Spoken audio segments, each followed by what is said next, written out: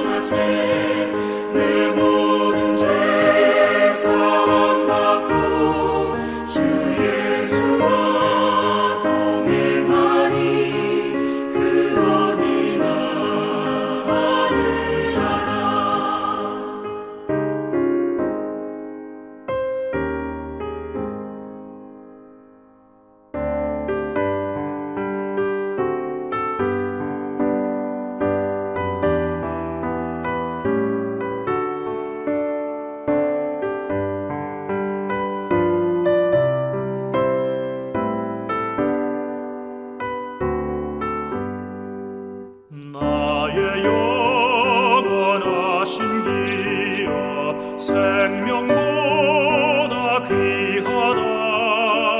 나의 갈 길 다가도록 나와 동행하소서. 주께로 가까이 주께로 가오리. 나의 갈 길 다가도록 나와 동행하소서.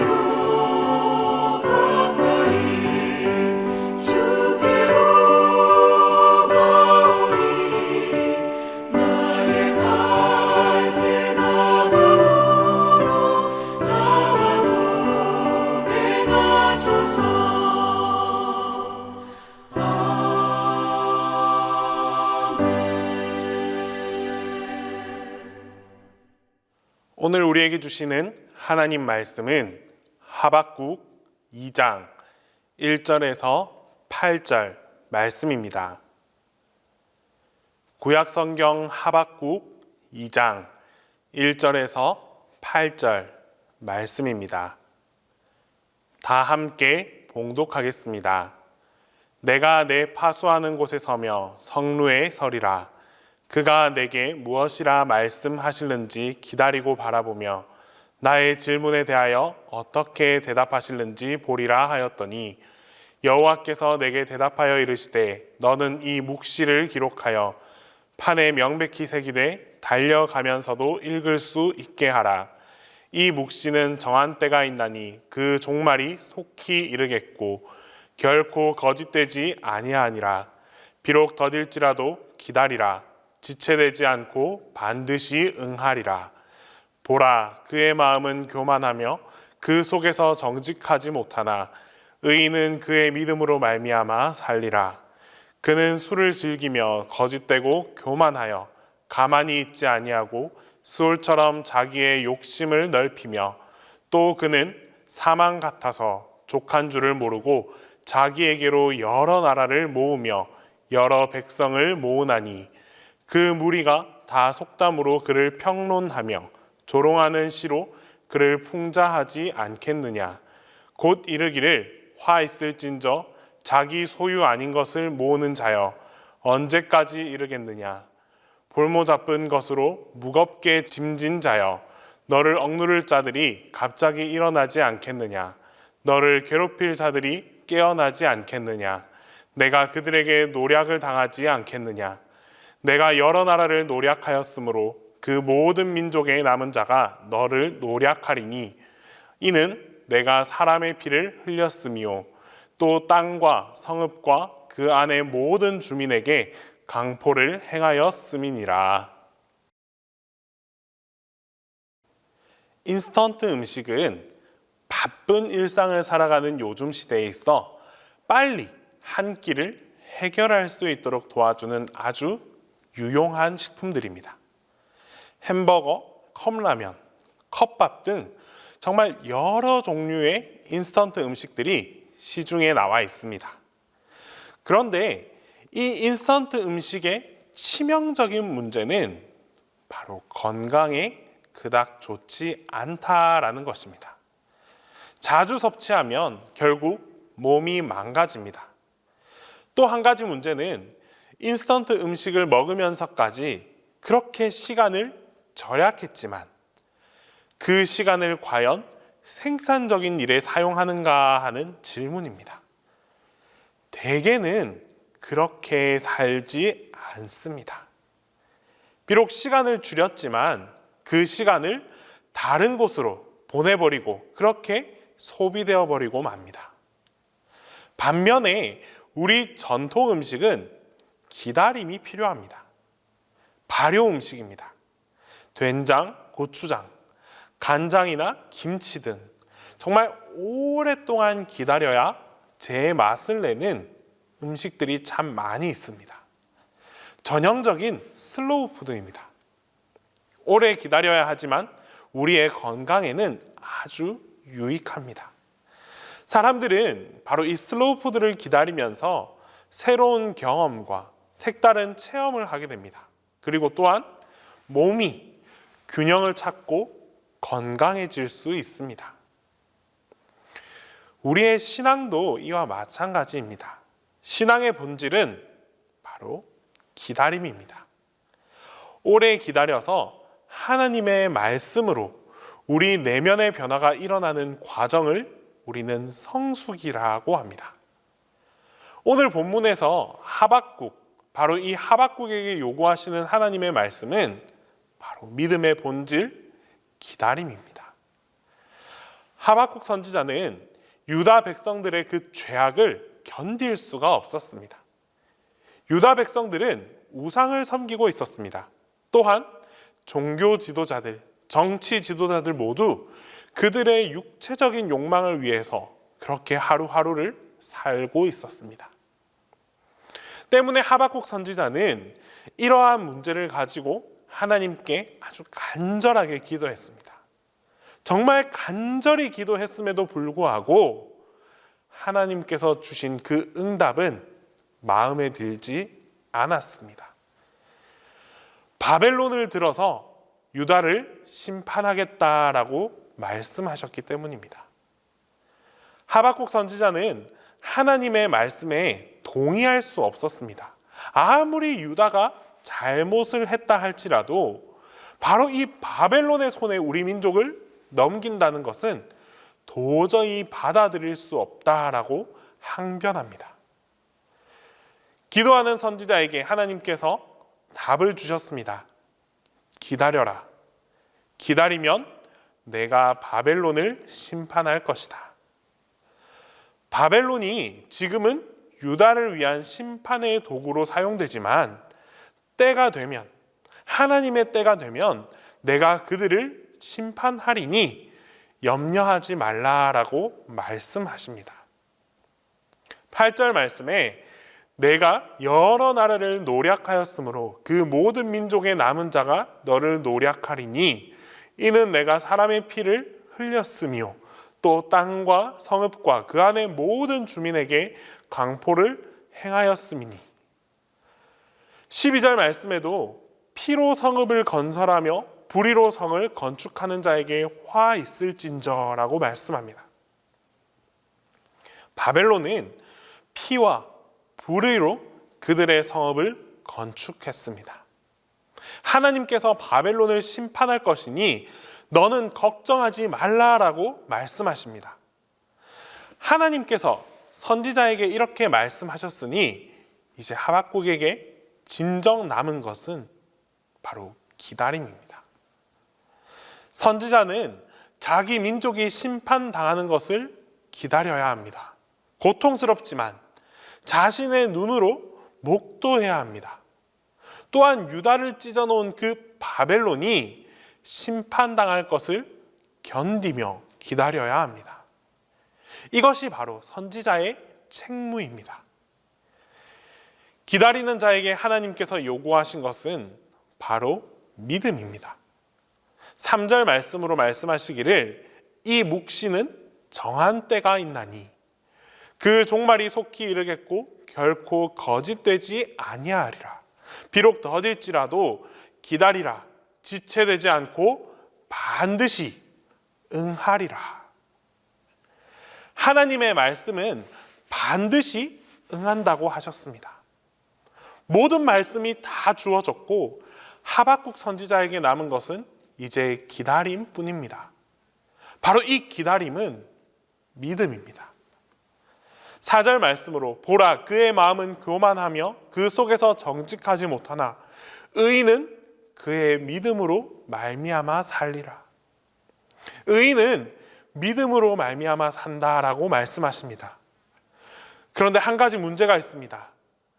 언제까지 기다려야 되는지, 기다림의 끝이 어디까지인지 하나님은 그 기한에 대해서 정해놓지 않으셨다라는 사실입니다. 때와 기한은 하나님만이 알고 계십니다. 우리는 도저히 알 수 없습니다. 우리가 알 수 없기 때문에 답답하고 또 알 수 없기에 힘들어서 하나님께 또 아뢰입니다. 하나님, 도대체 언제까지입니까? 언제까지 기다려야 이 답답한 시간을 벗어날 수 있습니까? 이 마음은 선지자의 마음이기도 하고 오늘 우리의 고민이기도 합니다. 그런데 여기서 우리가 꼭 기억해야 할 것은 바로 믿음의 히브리어 원어의 뜻입니다.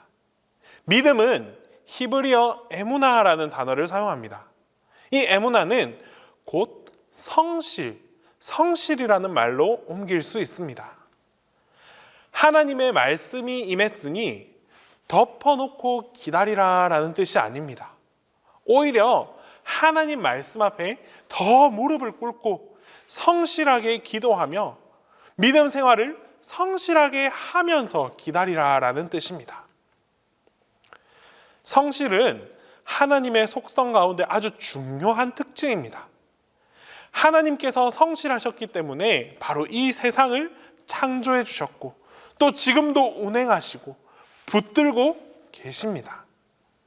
하나님의 이 성실 덕분에 죄 가운데 살았던 우리가 구원받아서 하나님의 자녀가 될 수 있었습니다.